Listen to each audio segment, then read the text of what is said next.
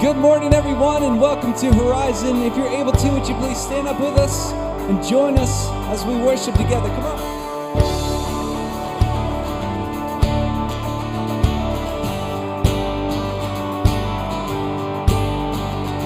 We waited for this day. We've gathered in your name, calling out to you.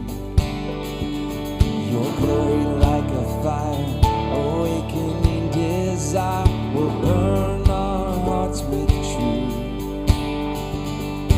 You're the reason we're here. You're the reason we're singing. Open up the heavens, we want to see you. Open up the floodgates, a mighty river flowing from your heart, filling every part of our prayer.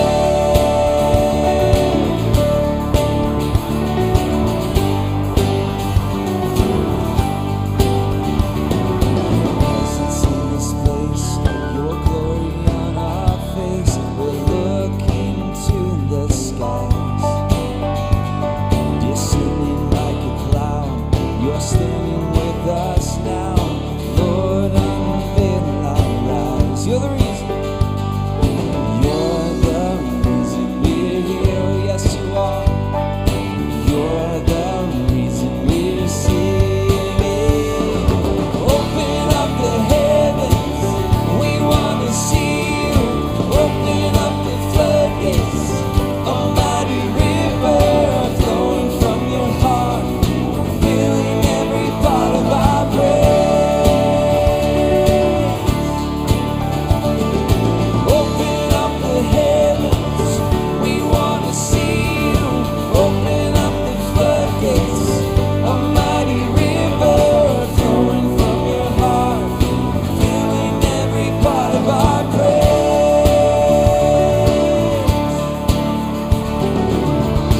Show us your glory. Show us your power. Show us your glory, Lord. We sing, show us your glory.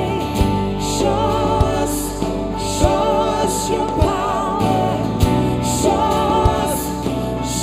us your glory, Lord.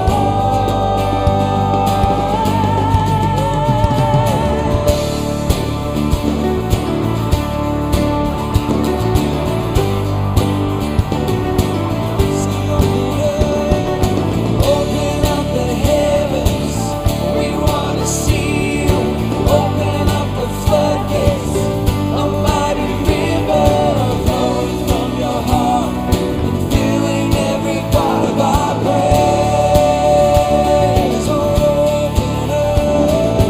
Open up the heavens, we want to see you. Open up the floodgates, a mighty river flowing from your heart, and filling every part of our praise.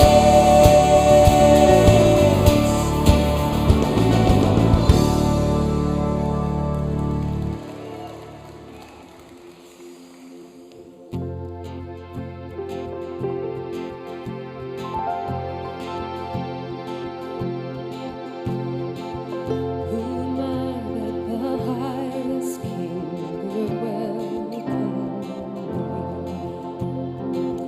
I was lost, but He brought me in. Oh, His love for me.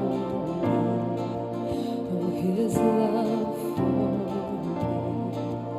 Who the sun sets free, oh, is free indeed.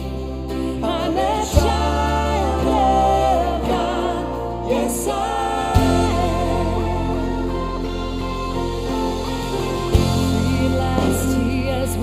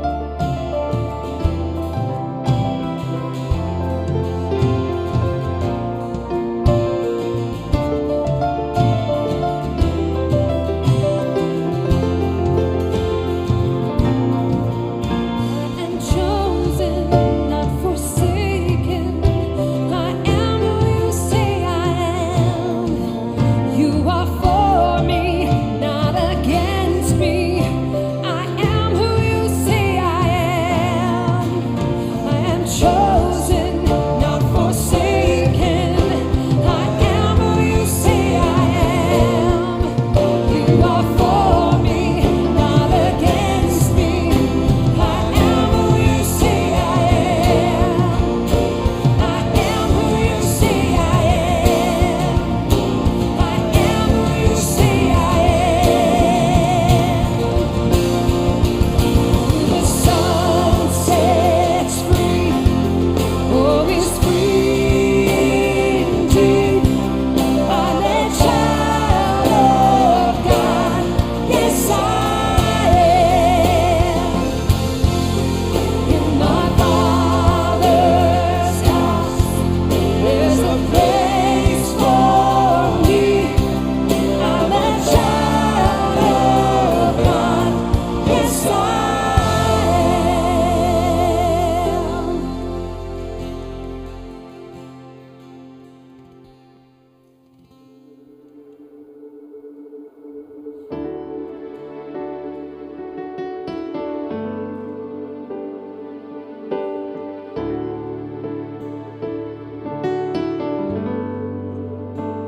How great the chasm that lay between us. How high the mountain I could not climb. In desperation, I turned to heaven and spoke your name into the night. Then through the darkness, your loving kindness tore through the shadows of my soul. The work is finished, the end is written. Jesus Christ, my living hope. Who could imagine so great a mercy? What heart could fathom such boundless grace? The God of ages stepped down from glory to wear my sin and bear my shame. The cross has spoken, I am forgiven. The King of Kings calls me his own. Beautiful Savior, I'm yours forever. Jesus Christ, my living hope. You'll sing it. Hallelujah, praise the one who set me free. Hallelujah, death has lost its grip on me. You have broken every chain. There's salvation in your name, Jesus Christ, my living hope.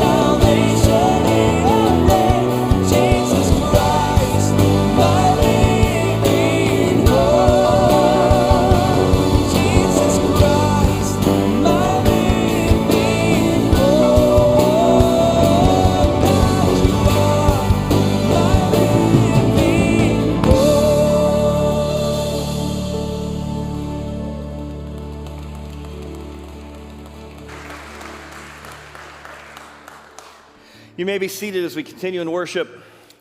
Today we are celebrating our Independence Day weekend, and by taking communion, we celebrate the ultimate independence we have from sin and bondage because of what Jesus did. Jesus said whenever his followers are gathered together, they are to remember him. And when you think of the opposite of to remember someone, you might think the opposite of to remember is to forget. But I want you to think about the opposite as remember as to dismember. We live in a culture that dismembers us all the time, thinking that our identity comes from who we are, who we know.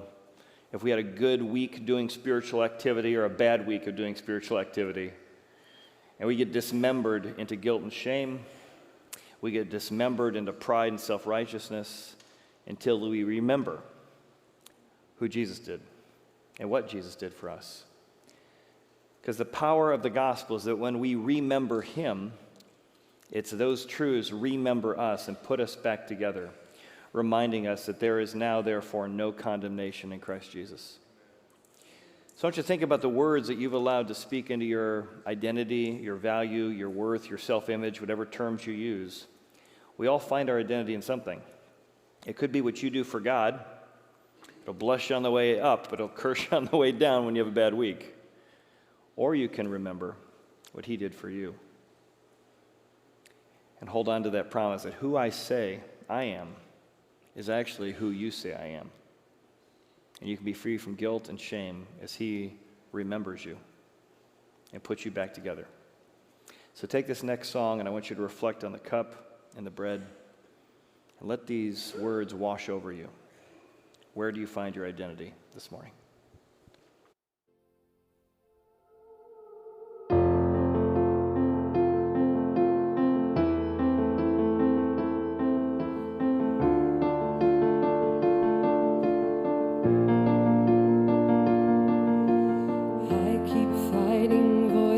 In my mind that say I'm not enough,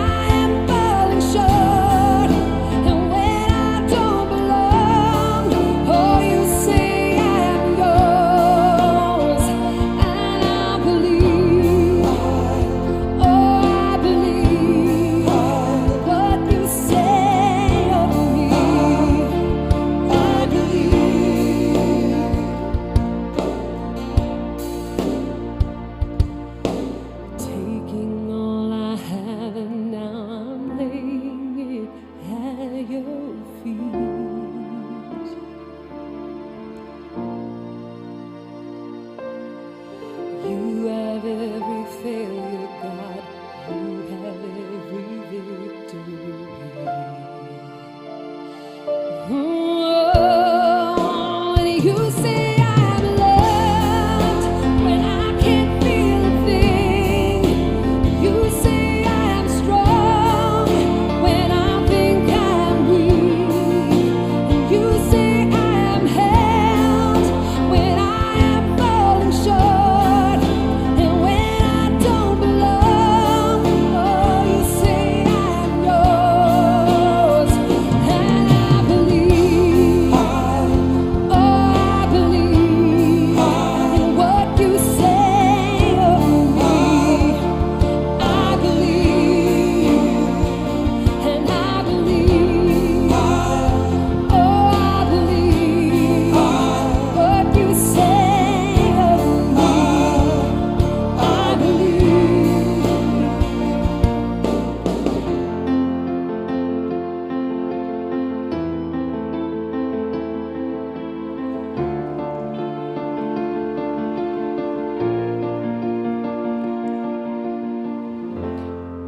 Let us believe what God says of us, as shocking as the good news is, that you are a saint in Christ.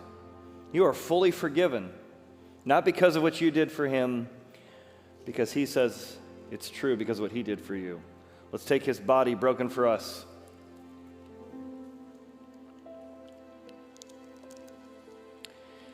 That same night that he was betrayed, he took the cup, said, "This is the new covenant in my blood."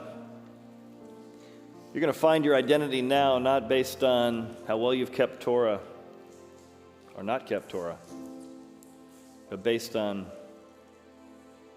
what I say, what I did, and how I love you. Let's partake together. Let's pray. Father, we're just so thankful. We're awestruck that the one who owns the cattle on 1,000 hills, the one who holds planets and atoms together, would think of us. For what is man that you're mindful of him, and so much that you would come and not only live among us, but die for us, to be crucified for us when we were treasonous to you, when we had run a mutiny against you. You loved us and pursued us while we were still yet sinners. And we thank you for your grace. And we thank you for forgiveness. In Jesus' name, amen. What is amazing is we've been going through the book of Numbers, that we have seen amazing things that God has done. In fact, I was reading a story about Samuel Morse, the guy who invented Morse code. And when he had got the invention done and was sending the first message across the telegraph, of all the verses in the Bible he could have quoted or sent letter by letter, did you know that the first message sent by telegraph came out of the book of Numbers? Chapter 23, verse 23, around the area of Balaam's oracles. The first message ever sent by telegraph were these words. You have to run them on the screen. Mine just came disconnected over here if you're in the back room. And the words were, next slide, "Oh, what God has done." We are now able to send messages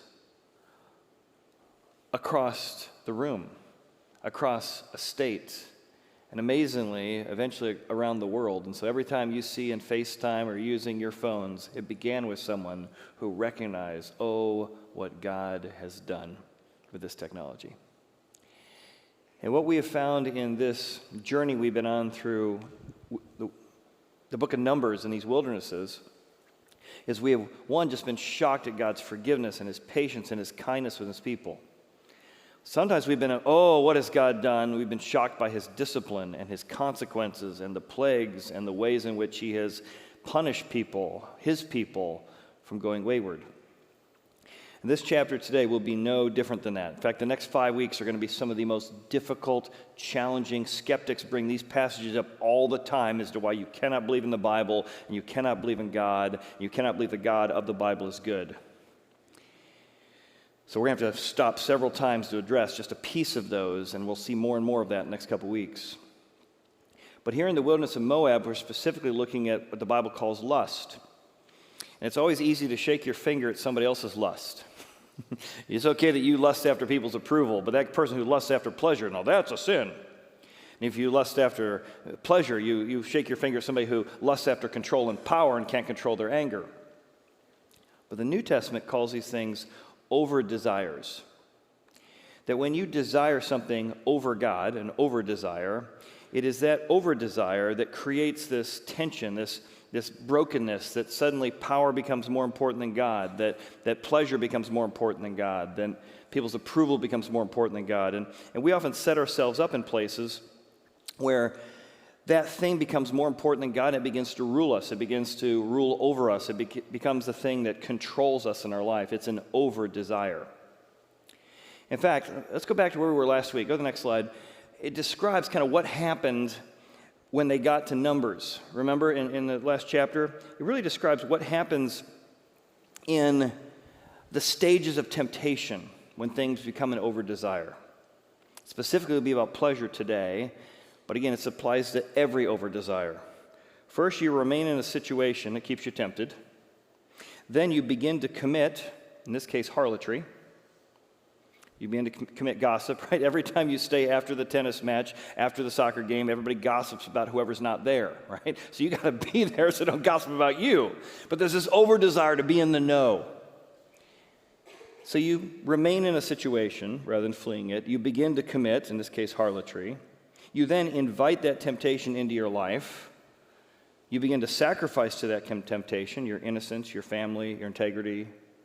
And then you bow down before it. It becomes an over-desire. It rules over you. And then you get joined to spiritual forces, in this case, the force of Baal, and you have other gods or other spiritual forces that are leading you. And then the anger of the Lord is aroused against you because you're cheating on him, basically, after everything he's done for you. So this is in general how temptation works. When I remain, I begin to commit. When I accept an invitation to temptation, I eventually bow down to it. When I bow down to it, I eventually join in with it. So this is true of all temptations. I want to look at two stages of temptation today. And my hope is that long before we fall into the pit, right, of temptation, I don't want to have my inner spidey sense, my inner Holy Spirit tell me once I'm in the pit, oh my goodness, time to be nervous. I don't want to have my inner spidey sense begin to tell me when I'm right on the edge, well, maybe you're in trouble.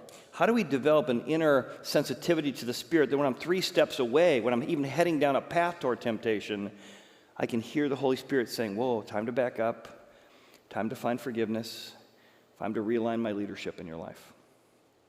So let's walk through that together. Let's start with the first stage. We begin here in chapter 25. We find them in an acacia grove. So first of all, what's an acacia grove? Remember that they've been down here in the valley near Jericho, and God's been working behind the scenes, protecting them from the curses of Balaam. God has been full speed ahead, working to protect his people. And they are going to remain in this acacia grove. You've never seen an acacia tree. They're indigenous to Africa often, and they were moved up into the Middle East. Beautiful, beautiful trees that are often found in these wadis in the wilderness. Well, apparently something about hanging out in this acacia grove sets the stage for their temptation. The Bible doesn't tell us why. Maybe they were supposed to have moved across the Jordan River by now. Maybe it was time they should have had some battles by now. Maybe they decided to relax or become complacent. But there's something about remaining here rather than moving into God's plan for them that sets the stage for temptation. I don't know what your acacia groves are. What are the places you're remaining? And every time you remain there, you start having a chat with an old high school friend, and it's just a friend. I'm just going to lunch. Nothing wrong with having lunch. Nothing wrong with having a trainer of the opposite sex that I start to talk about how my marriage is kind of in an unhappy stage right now. Nothing wrong with that, but not very wise, is it? And when you remain in these type of acacia groves, everyone but you can tell you where that path is going. Now we'll play this out a little bit slower.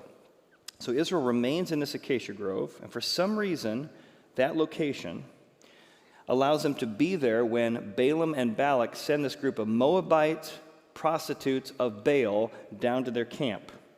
And they begin to commit harlotry with the women, They're actually not just women, they're actually prostitutes from the Baal worship center of Moab. So then they invited the people to the sacrifice of their gods. Hey, your God, my God, we'll kind of mix the thing together. And the people ate and bowed down to their gods. So now they're aligning themselves to other spiritual forces. It says Israel was joined to Baal of Peor. Now this word Peor in Hebrew is very interesting. It's going to be referenced all through the Bible. Remember what happened back at Baal of Peor, Baal of Peor. The word Peor means opening. It might actually be a sexual innuendo, the idea that they open themselves up sexually. It might be spiritually, they open themselves up to spiritual forces. But whatever it is, they were open to things that were not of God. And therefore, the God of the Bible is angry. He's aroused against Israel for doing this. So much so that God says to Moses, take all the leaders of the people, and hang them. Hang the offenders before the Lord out in the sun, and the fierce anger of the Lord may turn away from Israel. So Moses turns to the judges, right? Not the particular judiciaries, might be another way of saying it, of Israel, and says, every one of you kill the men who were joined to Baal of Peor. Here's a little picture of Baal. Now, you read this passage, and already it's like, God, that seems inappropriate. That seems disproportionate. That seems unjust. That seems wrong. I don't like that. We in our culture judge that and say, God, you're blowing this out of proportion. You're getting carried away. All right, so let's just pause for a moment to try and address that. Because I think, I will stay here on the passage. I want you to see this Baal piece here. Even Oprah Winfrey, years ago, I saw an interview with her, and she said, I cannot believe in the God of the Bible, especially the God of the Old Testament, because he's a jealous God who's always angry and doing angry things. And so we kind of take our cultural perspective and we say, I don't know what happened there, but I know enough to know that what God did was wrong. And the idea that jealousy is always wrong, because most of the time when we see jealousy, we see insecure jealousy. Someone's insecure, and so they're jealous of things, and they just let that insecurity and paranoia play out. But there's a different kind of jealousy. I had some friends who were going through a marriage crisis. He had had an affair. I was helping him out with some kind of realignment, and then his wife had called me to kind of help out, and she said, I know I need to forgive him. I know I need to forgive his mistress.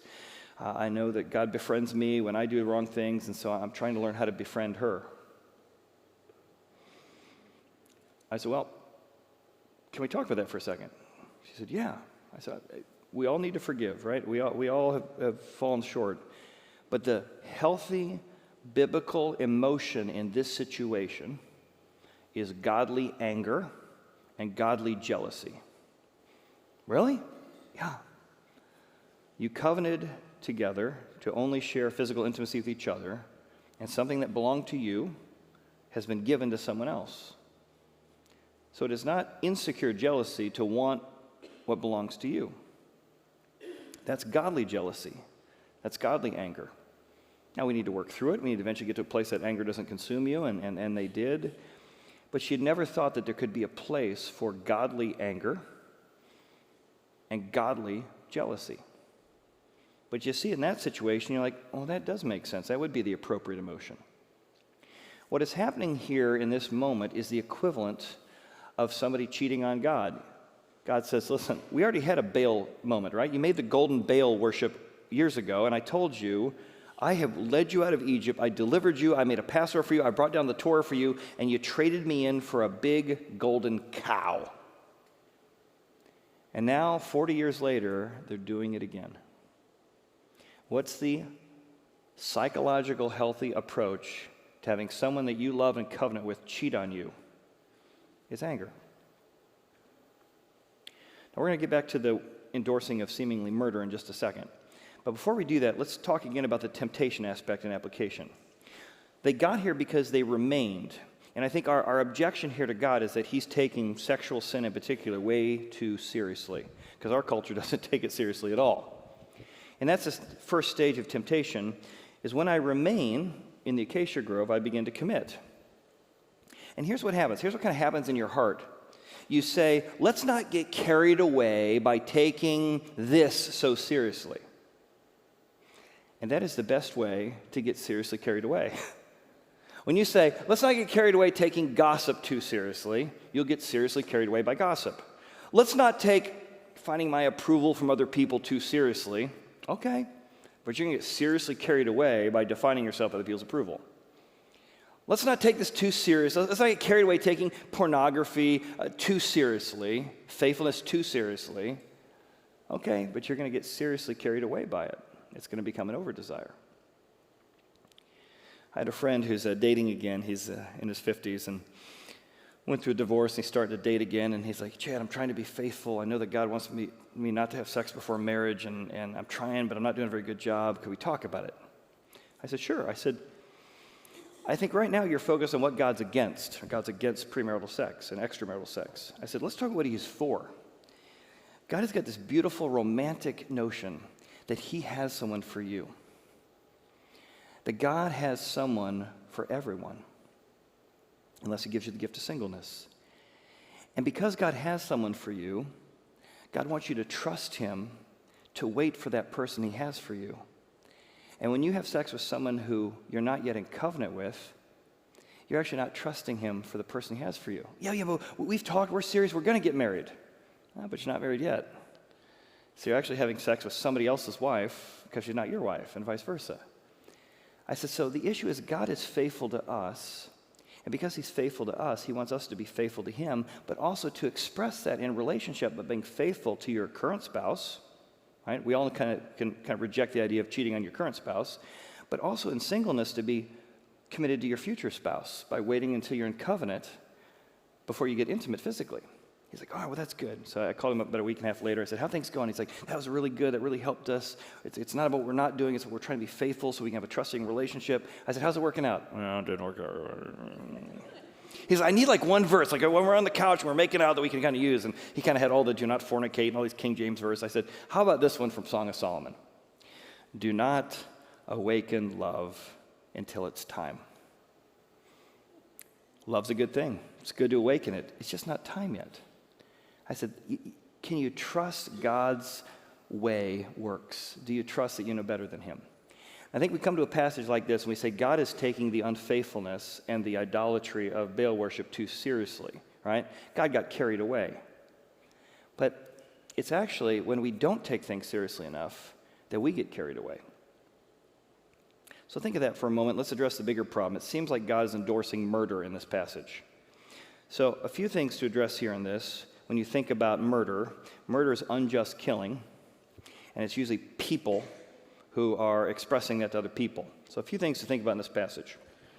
God said to Moses, who was basically the leader of the people, take all the leaders of the people and hang the offenders. And notice, he didn't say go hold the Moabites accountable to their actions or their laws, or later on the Romans or the Greeks. He's saying the Jewish people who've covenanted with me to be in this community, knowing the blessings and curses. People chose to be in this relationship. They know the consequences. Those are the ones I'm holding accountable. A couple of things to think about. Number one, all through the Bible, the higher the revelation you get, the higher the accountability you get. And this is true in business, right? The higher, more responsibility you have, you make a mistake, there's bigger consequences. These people that God's given these consequences to they're seeing God every day in a pillar of fire and pillar of cloud. That's a lot of revelation. They've had him give them water and miraculous food. They've had him give Torah. They got to see, or their parents got to see, the parting of the Red Sea. I mean, this is supernatural revelation they've been given, and because of that, there's higher accountability. And after 40 years of wandering, because of the golden calf and other things, they are now setting up the same thing. So higher revelation requires higher accountability. Second illustration here is these are the ethics of war. So this is not personal ethics that are being displayed here. This is the ethics of war. Remember, they're about to go to war with the Moabites. So this is the equivalent of sleeping with the enemy. So I want you to think military, ethics of war, this is treasonous activity. Maybe in modern day terms, you're a part of the Ukrainian army, and you find out that a group of your men went over to the Russian forces, and a group of female Russian forces who had just launched the missiles that blew up the mall that innocent bystanders of Ukraine got killed in, and you decide to sleep with those soldiers who shot the missiles rather than attacking them. Can you feel that? See how it feels a little bit different? This is treasonous activity, capital punishments in the ethics of war of people who are allowing the enemy who's seeking to destroy them and is, instead of holding them back and protecting their people, engaging in it. Thirdly, this is a violation of covenant. God had laid out the covenant. Here are the blessings, here are the curses, and the people chose to be in this covenant of the Jewish people. And when he says to Moses, I want you to go and hang them, he turns to the judges, to the judiciaries, to the government representatives of Israel to do the work. This isn't personal ethics. I kill people who do things I don't like. This is, the state is set up to put in place the covenant as laid out. So that's not going to solve all of it, but hopefully that gives you a little bit different context to what's going on here. But the application stage is, I want to ask you, maybe it's hard for us to take in our current culture sexual unfaithfulness in all of its forms very seriously. And it's easy to say, well, thank goodness I'm married, I don't commit premarital sex, and then you have an affair, and you're like, oh my goodness, I'm still doing it. Or you hear the words of Jesus, that even when you lust after someone in your heart, you violate God's command. Oh. The Bible talks about in marriage, do not withhold from one another. When you withhold from your spouse, you're out of God's will. It also says don't demand from one another, you're out of God's will. It says so many ways in which we can take this gift of God and use it in a distorted way. So the question is, are you seeing this gift of God through his lens and trying to be generous with your bodies and marriage the way God is generous with himself? Or have you kind of stumbled in different areas? Is it time to take a step back and realign yourself? Let's move to the second stage. And this is where, honestly, the problems in the passage get even more difficult. It's a very graphic and challenging passage, and we move here to stage 2. Here in stage 2, I want you to imagine that tabernacle we've been talking about is here. So we have the outer walls with a doorway to get into the outer walls of the tabernacle. Then we have the Holy of Holies here with a doorway. And what's going to happen is going to occur right here in the doorway to the Holy of Holies where the sacred space is. And to understand that, you need to remember that the holy place is like the bedroom chamber in the sense this is a sacred place for God and his people to meet. They share secrets with one another. They forgive one another, or God forgives us. We don't forgive him. But this is an intimate, sacred place God has created for us, almost like a spiritual, not sexual, but spiritual bedroom changer of sacredness. So keep that in mind with what happens next. So indeed, one of the children of Israel, this is one of the leaders, having just been punished, having just seen the consequences, this guy says, I don't care. So he came in, and he presented to his brethren a Midianite prostitute in the sight of Moses and in the sight of the congregation. So there, as you're going to see, they are weeping over the people who died. They're weeping over the sin that's been committed. Moses is standing there like, man, what are we, oh my goodness, this is going to be another one of these 40 years wandering moments. This guy walks up in front of Moses, in front of all the people, with a Midianite prostitute, walks in through the front door of the tabernacle, walks up to the front door of the Holy of Holies, undresses himself and the prostitute, and starts having sex right there. I mean, it's just shell-shocking. And they were weeping right there at the door of the tabernacle of meeting when this occurs. Now, what's going to happen is going to be even more flabbergasting than what we just read. But I want you to emotionally get the temperature of this. I talked to a friend of mine this week who had shared a story years ago, and I want to make sure I had his permission and got the details right. He said I could. He just moved to Cincinnati. He was single, as he said, not really walking with the Lord. He met this girl, and they just really fell in love. They lived here in Mount Adams area, and they were talking future, they were talking marriage, they were talking like spending their life together. He was at work late one night on a Friday night, and sure enough, he got off work early, and he thought he'd stop by and surprise her. And he did. He had the keys to the apartment, opened the door, and as he walked in, he heard rumblings and noises, and all of a sudden he saw a man run out of the bedroom and passed him out the apartment. And he just was devastated.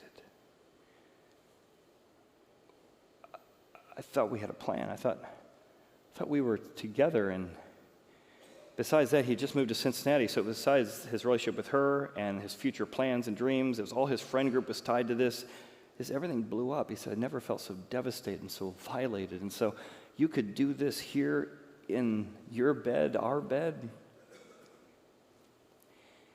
That's the idea of how God feels, that someone has brought a Baal-worshiping prostitute into the sacred space of the place he's created for he and his people.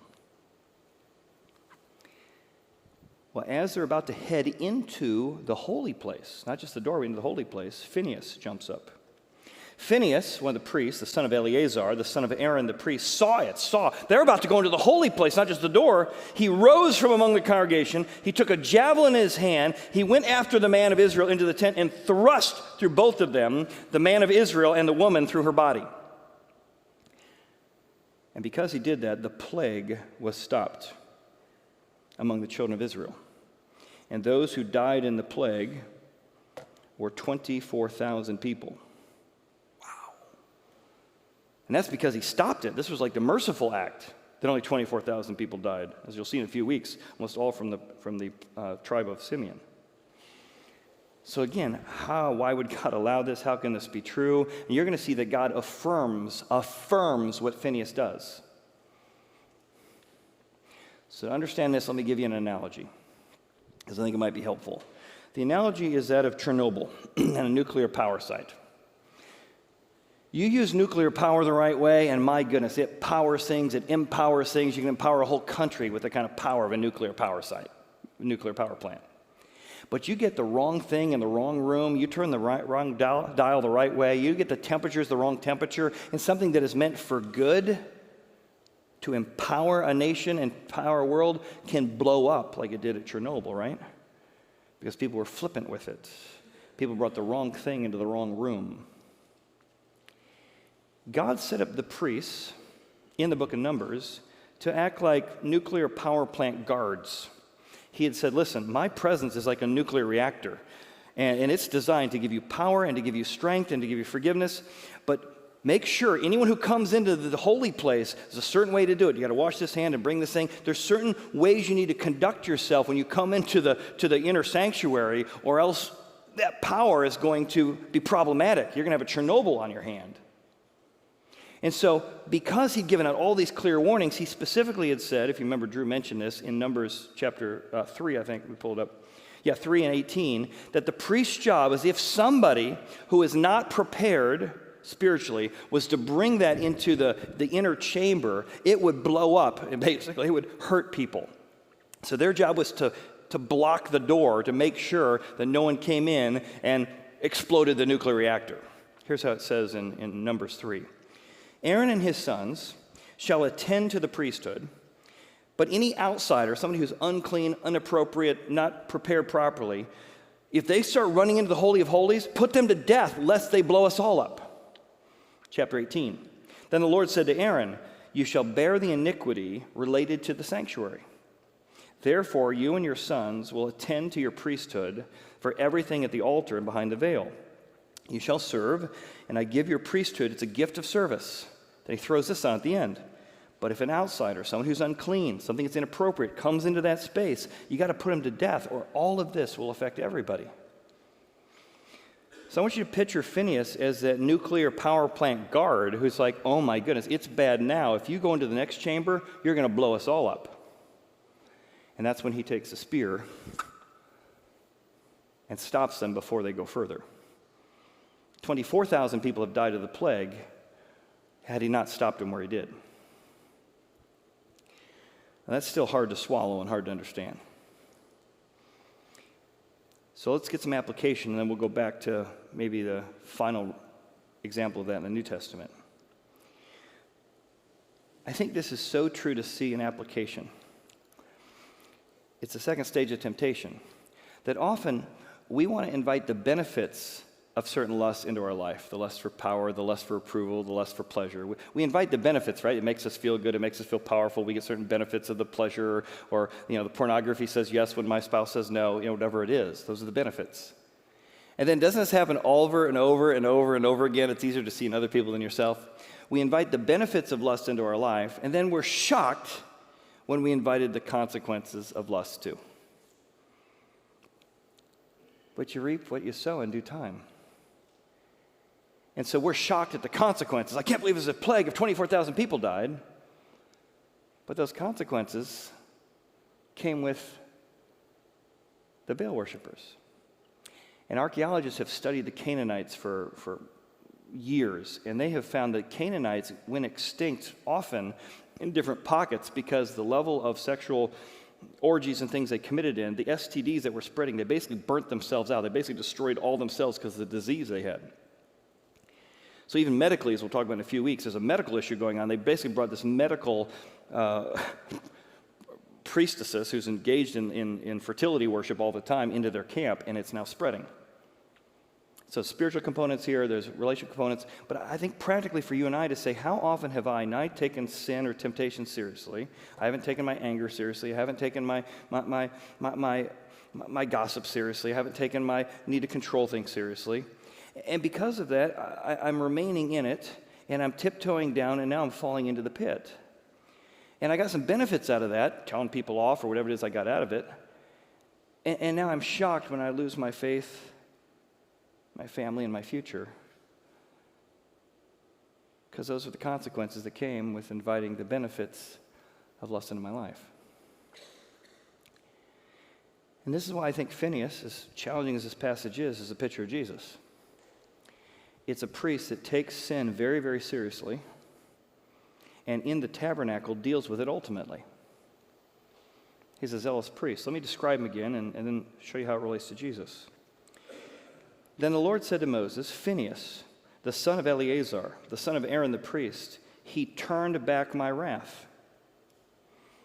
Isn't that exactly what Jesus did? He took the cup of wrath for us so that God could turn back his wrath upon us because he poured it out on Jesus. My God, why have you forsaken me? You've turned back my wrath from the children of Israel. Why? Because you were zealous with my zeal among them. You were zealous, knowing what is right and what is wrong and what the consequences could be. And because of what you did, I did not consume the children of Israel. The reactor didn't completely blow up. Therefore say, behold, I'm going to make with him a covenant of peace, because he dealt with the problem, because he stopped the sin from coming into my presence. I'm going to make a new covenant. He calls it a covenant of peace. It's going to be an everlasting covenant, an everlasting priesthood, because he was so zealous for his God, and he made atonement for the children of Israel.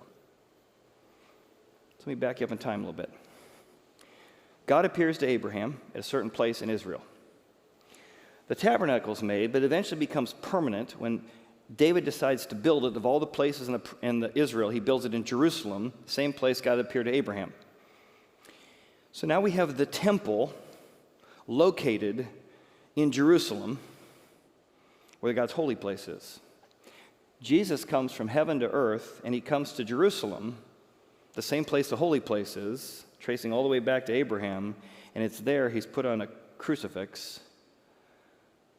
And right there in the presence of God on that holy hill, taking the consequences of our sin, my over-desire, your over-desire, taking it so seriously that he will be whipped. He'll be nailed to a cross in the most brutalizing of ways. And even once he dies, they will take what? Not quite a javelin, but pretty close, a spear, and they thrust it into his side, where blood and water flowed. See, the javelin that was meant for you and I, for all the ways we have brought other gods, other desires into God's presence in our life, we know better. We've cheated on God. Yet God took the spear for us. He took the javelin for us so that blood and water could flow. And he could say, even though you violated me, even though you've cheated on me, I still love you and I died for you. And the ultimate zealous priest, the one who was zealous with the ultimate zeal, he turned back the anger of God by saying it is finished. He's offering to you the ultimate covenant of peace. You can be at peace with God because he was the ultimate everlasting priesthood. And what Jesus did in that cross was he made atonement for you and for me.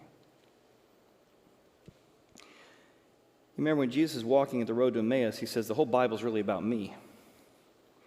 And so ultimately the picture of what happened here is how to take sin seriously and to take forgiveness even more seriously.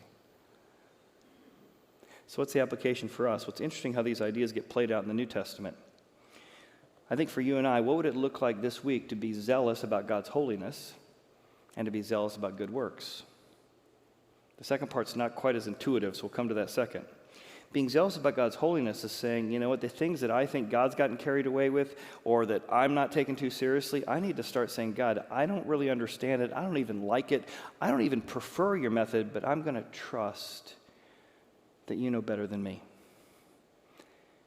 in the entanglements I've been dancing with recently.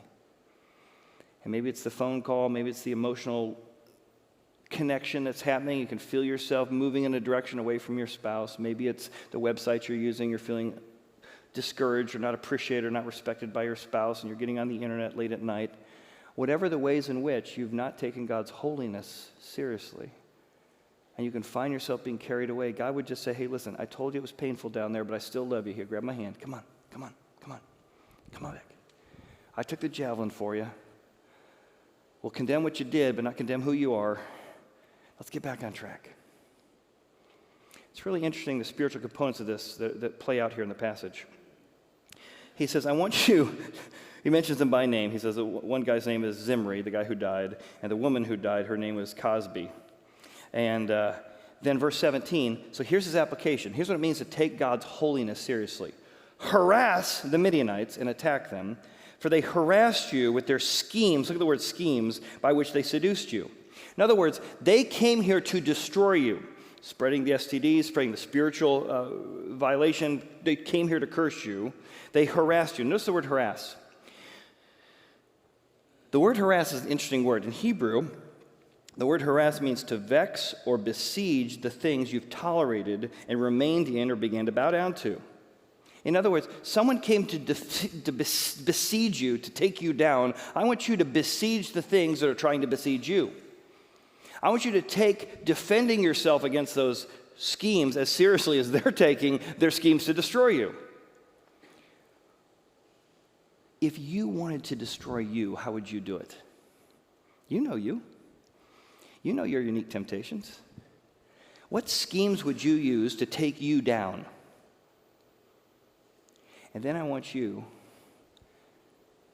to take God's holiness so seriously, you begin to harass the harassing temptations. You begin to besiege the besiegers. You begin to say, I have got to be armed for this. Which is why Paul picks up in this idea in Ephesians. He says, everyday Christians, you got to put on the whole armor of God. Because there's somebody trying to take you out. There's somebody trying to harass and vex and destroy you. He even says it, put on the whole armor of God that you may be able to stand against the wiles, the schemes, the harassments. Remember, it wasn't just a Moabite army. It was the spiritual forces of Baal expressed through the Midianite army that was trying to take them down. There are spiritual forces trying to destroy you. And my encouragement to you is to think about what those are and to be so zealous about God's holiness that you besiege the very things trying to besiege you. And then that word zealous gets picked up in the New Testament to say we not only need to be zealous for God's holiness, but also zealous for his good works. Look what it says. It's just fascinating in the New Testament. Jesus Christ, that ultimate priest, he gave himself for us. Even when we cheated on God, even when we had over-desires, even when we went the wrong way, he did that he might redeem us, buy us out of our over-desires, buy us out of our bondages, buy us out of every lawless deed, so that he could purify us because we tainted ourselves and dirtied ourselves to be his own special people. He still wants to be married to us, his special people. And when you get that, when you're overwhelmed by that, when you're struck by that, you become zealous for good works, from the book of Titus. God has done such good works for me. How can I show good works to the people in my community? Isn't that a fascinating application of this? Being zealous for God's holiness and being zealous for God's forgiveness leads you to be zealous for good works, hoping that your good works in our culture will draw people to the one who did a good work for you. So maybe today, being zealous about God's holiness is figuring out where you're remaining and you need to flee from, and what you need to take seriously. Maybe being zealous for God's holiness means you need to realize you've been carried away and that you need to go find that ultimate priest. Or maybe, like in this passage, it's time to be so overwhelmed that the God of the universe would love you that you're like, how can I bless other people? That they would find out what motivates me. There's a couple ways we're doing that as a church, and maybe you want to be part of a kind of our new IPM drive for backpacks. We're trying to get backpacks for back to school. We don't just buy backpacks because people need backpacks. We're trying to do good works so that people ask, well, why'd you do that? Where'd those come from? It came from Horizon. Just recently, we donated 817 pounds of bags of food in the name of Jesus. Or maybe you've never been part of our Happy Church movement. You've got a high school student, and maybe being zealous for good works means sending your kids down for our trips July 20th to 24th. We go to the poorest places in the world, which is only about an hour from here. And in Jesus' name, we help and we assist and we do good works. But what if as Christians we were known for being zealous to do good works to people who believe differently from us, who've come to different conclusions than us? How might that draw people to find the God who's forgiven us all? Let's pray. Father, what a difficult passage, Father. But I just thank you that you're the ultimate Phineas and the ultimate priest. And thank you for taking that spear from me. And thank you that through the flowing of your blood and your water, I am cleansed and I am forgiven and I am washed. Help me to take your holiness more seriously, but to take your forgiveness the most serious of all. In Jesus' name, amen. We'll see you all next week.